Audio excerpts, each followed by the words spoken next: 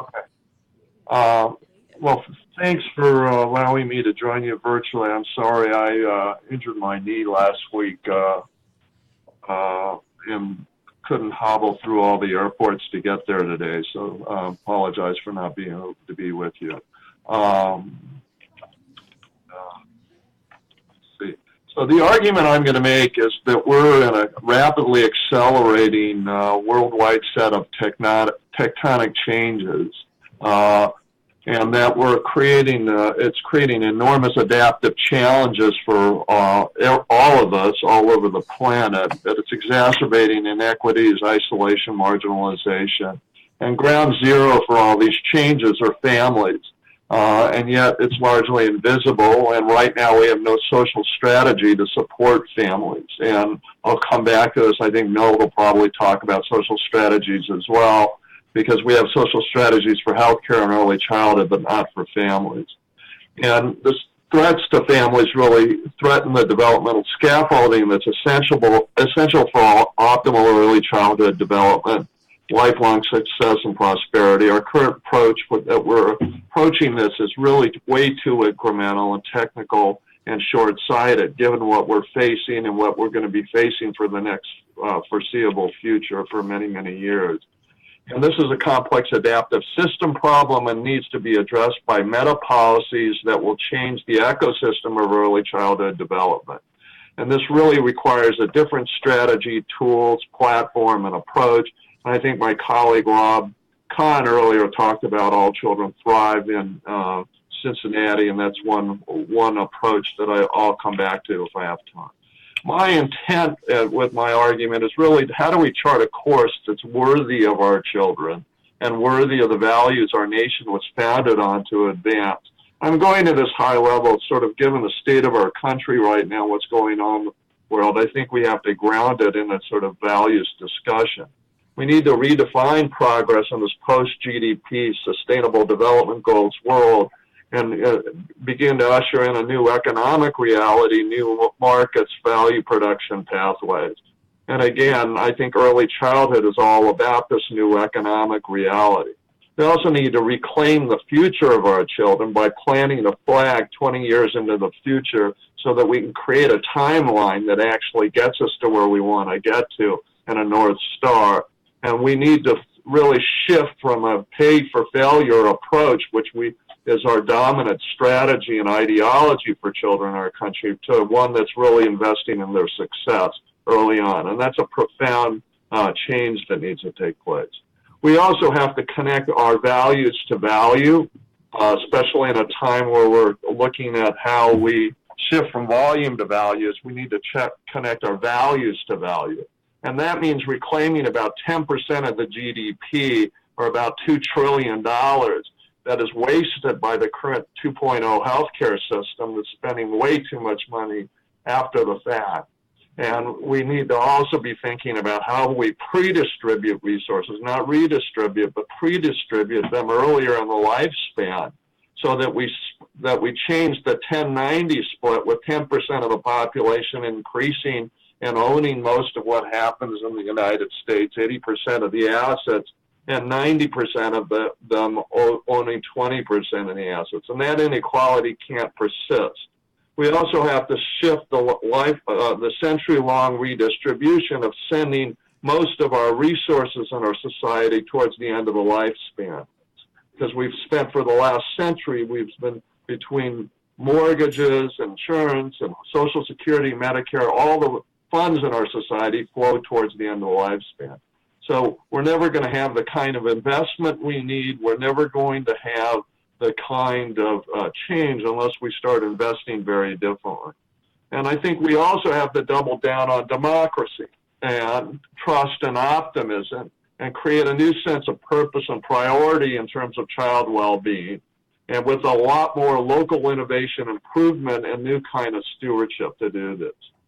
Now, Neurons to Neighborhoods provided all kinds of really important work, brought pediatricians, child development, early education, neuroscientists together, connected the dots between early brain development and later educational attainment, responded to many of the critics which were emerging at the time around infant neurodeterminism, and said, you know, it's not that all that deterministic.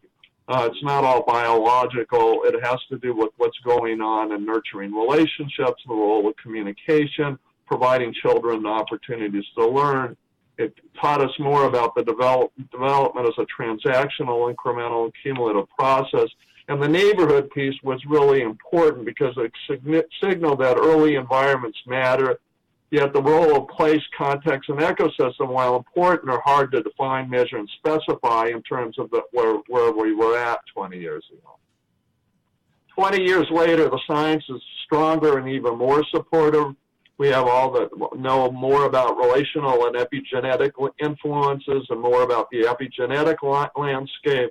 We know a lot more about stress and allostasis and social adversity. And we've had this expansion into the life course health development models that really have taken a lot of the same science that's focused on the brain and has generalized it. But what's happening is ecosystems are changing much more rapidly than we're able to respond. Our families are under siege and treading water. There are new and unforeseen risks, and we have this acceleration of change, and our policy and programs are moving too slowly. And our early child systems are not developing. And this is in spite of the fact that we've been able to increase awareness. We've done a lot of really good things in terms of states and counties of adopting policies through ECCS programs, through MCHB, things like First Five, the Federal Reserve, you know, highlighting what needs to be done. And there's lots of early childhood development initiatives: Success by 6, Thrive by 5, Best Start, Early Start, Sure Start, This Start, That Start. But even though we've launched all these things, we have minimal systems change that are going on, very little spread, no scale, and we blame it on silos and sectors and financing, yet we've not figured out how to change any of this. And the real exception, I'll say, is one is Help Me Grow, because I think Dworkin and team have done a really good job of really trying to push the systems agenda. And the other is the ECCS coins that Michael Liu and others, Dave Willis, pushed forward, what I think are really a break from the past in terms of moving forward. And I think one of the challenges have been actually from the field of early childhood and the balkanization that continues to exist, and from philanthropy, because we keep going through flavor of the month strategies. You know, it's maternal depression in 2 generations, it's ACEs, and you know, and toxic stress this week, and next week it's going to be something else. And we don't really have a framework to approaching this in a way that needs to. What I'm going to argue is that we need to use a complexity policy frame to address this. That promoting optimal development is not as much a technical problem, but a complex adaptive problem. There are many players, many levels, many sectors, many ideas. Our standard policy compass of market solutions versus government solutions, sort of top-down versus bottom-up, doesn't work for complex problems, and it's polarizing and eroding trust rapidly. And what we're approaching defy top-down approaches, whether the top is the government saying this is what we need to do, whether it's the AAP saying this is what we need to do, or an early childhood initiative is saying this is what we need to do. It's not actually leading to the change.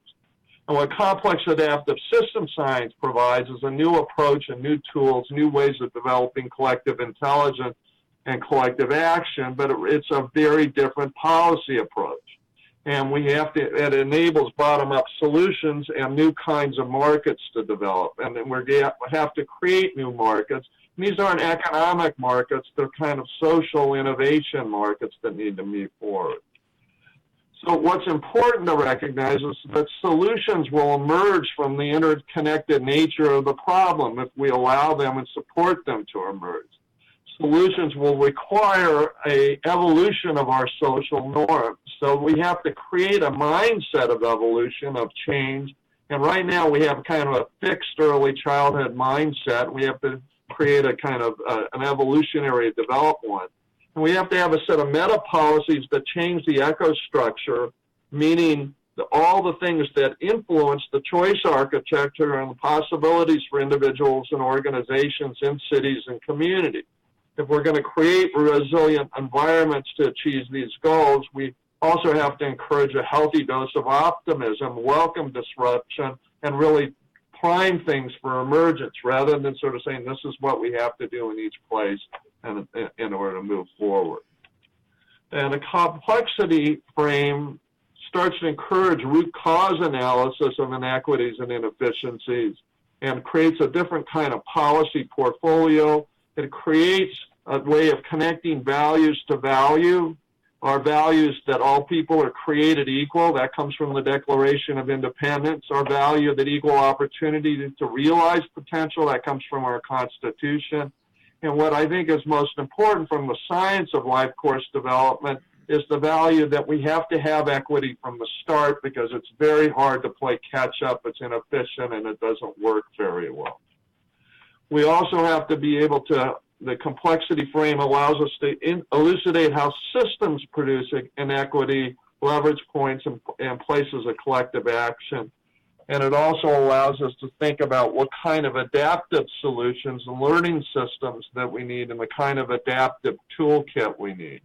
I'm showing this because this is a systems map that was created by Daylight Design, the Blue Shield Foundation in California, and Northern California grant makers. So what you see is the structure of inequality on the screen here, and it's looking at what produces inequality. This is from the point of view of philanthropy, so it's looking at what philanthropy does, social services, community voices, place-based investments. But it's looking at if, in fact, we want to change the system, this is a complex system to produce equity. And there are various actors that need to do that. But if, in fact, we're looking for leverage points in this complex system, we can do that by catalyzing community agency and giving people more ability to actually make choices, make changes. As Tom Friedman talks about, he talks about complex coalitions and communities that are able to do things. You have to align all kinds of efforts in very different ways. We have to amplify a more complete narrative of actually what's going on. So it's not just about simple adversities, it's about this major kind of deeper sort of changes. And we have to shift the mindset, and here it's philanthropic leaders, but also policy leaders. So I'm just giving an example of a systems way of thinking about where the leverage points and how we connect the dots. An adaptive learning system platform to help us move forward is one that allows us to map the system like I just showed, allows us to co-create utilizing user-centered design processes so users can be parents or community residents, but how do we actually get them into the process of creating the system in the future? How do we foresight where we were trying to get to? What should the early childhood system look like in Boston or in, Los Angeles or Cincinnati or Washington, D.C.? What do we really want to try to achieve in 10, 20, 30 years, and how do we sort of move towards that? And how do we move beyond the first horizon, which is where we're stuck, which are incremental changes to the current system? And how do we move to a second horizon, which are disruptive changes, and a third horizon, which is transformative changes? How do we create an adaptive framework and theory of change? And I would just argue that you take a look at the WHO Nurturing Care for Early Childhood Development Framework that just came out last month, because I think it's a good starting point for thinking about what an early child framework would actually look like. We need to have formal change in learning processes like collaborative innovation networks, improvement networks, and I'm sure Rob talked a bit about that and how that is being used in Cincinnati. What you also need is data and metrics and analytics so that you can create the kind of data that we need so that we can measure things at different levels and move forward, and different kinds of financing strategies. And I could talk about each one of these. There's examples of each and tools of each, but I don't have time to do that.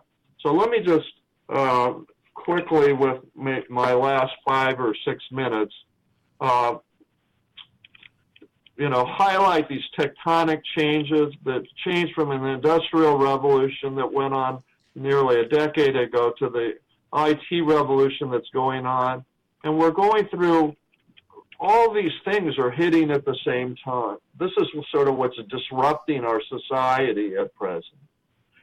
And they're creating enormous instability. And as jobs start to go away more and more, and society changes faster and faster, we're going to be dealing with more and more and more of this. This is the early childhood framework of the future.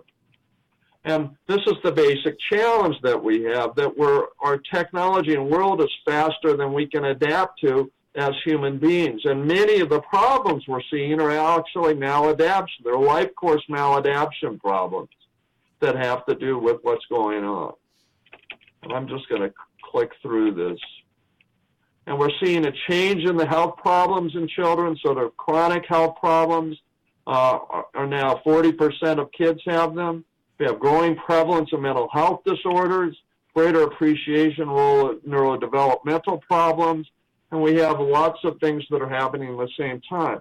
And one of the things I'd argue, just to be provocative, is that I believe that obesity, neurodevelopmental problems, mental health, addiction problems are not just all simultaneous epidemics, but they're syndemics, and that they're actually caused by the same kinds of problems that are happening in our society. And if we don't start to see them as syndemics, we're sort of mixing the chance of where we actually need to intervene. And this is just showing the disability rates that are going up in the country very rapidly, looking at the number of children that have problems. So we're looking at 40–50% of children that are not even good enough at present, let alone thriving. So we have this enormous opportunity gap that we're facing at present. And the point here is that it's a systems problem. I'm going to just show one other set of slides to show a different way of approaching it. And the way to think about it is it's not about services or programs, but about systems. How do we embrace the complexity and think about communities as complex growing development ecologies? This is the complex adaptive system approach. How do we think about how we scale change? How do we learn our way forward? And how do we help systems perform better? In any community, you have lots of different programs and services at an individual level. At a community level, you have lots of different organizations. And at city and county level, you have different agencies that are all working. Unfortunately, you have funding streams that sort of dictate what happens, but this whole system is like a big weather system.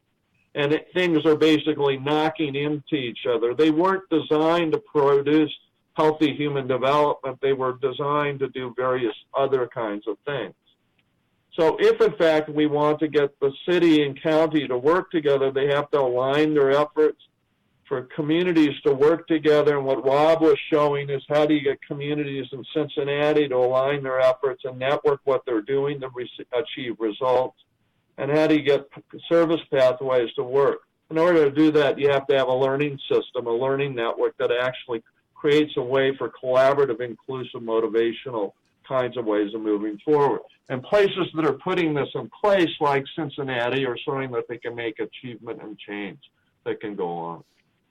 And what we've been trying to do is figure out when you have all these different programs, early childhood programs in a community, you know, it's not that we're resource rich, but we have lots of different programs, but we're very systems poor at this point. So how do you align these things? How do you bring all these programs together? Part of it is having a common agenda and a framework and a common explanatory model that cuts across all these different sectors. So you can't have a different early childhood education model, a different health model, different family support. It has to be the same model, or else people are going to work at different things. You have to have a shared outcome. Everybody has to have the same outcome. You have to have a collaborative system for learning. That's the learning network approach. And you have to be able to get financial and policy aligned. What we've been doing is trying to measure trajectories, and we use something called the EDI. You can use all different kinds of things, although I'll just say that the countries of Australia and Canada They're doing EDI basically on their entire nation so that they have an outcome measure for their whole nation. They can look at equity for their whole nation and see what's going on. We don't have anything close to that at present. And if what you don't measure, you don't manage towards. And we could very easily be doing this here. So we've been doing this all over the country in the United States, and we've been creating maps of how children are doing. We've done this on 350,000 children now in places like Washington, D.C., and New Orleans, and San Antonio, and Oakland, and all over the place. And it gives us maps, and communities use these maps to be able to mobilize stronger cross-sector strategies, to inform planning, understand neighborhoods, increase awareness, basically to create complex adaptive coalitions in their community that can begin to learn together and move together. This is what the city of Pasadena looks like. And what you see here is basically an equity map. You're looking at how children are doing in each neighborhood. The darker green are the more vulnerable, the lighter green, and here you're looking at where child care is. And what this did for the city of Pasadena is it led the city council to say, oh, well, we better put in place a policy so that we can start to improve this together. And it moved the city government into the early childhood world, into the child care world, into the health and well-being world. And that's the city of Pasadena's core master plan for early childhood. City of Hartford has very similar kinds of things that they've been doing in terms of moving forward. What the EDI gives you, it gives you very strong predictive data on how your children are going to do. And so this is showing EDI and math, and I could show reading. This is from Orange County, some work we just did with Greg Duncan to show the predictive validity of the EDI so you can sort of see how it projects forward. It also allows you to look at vulnerability by race and education.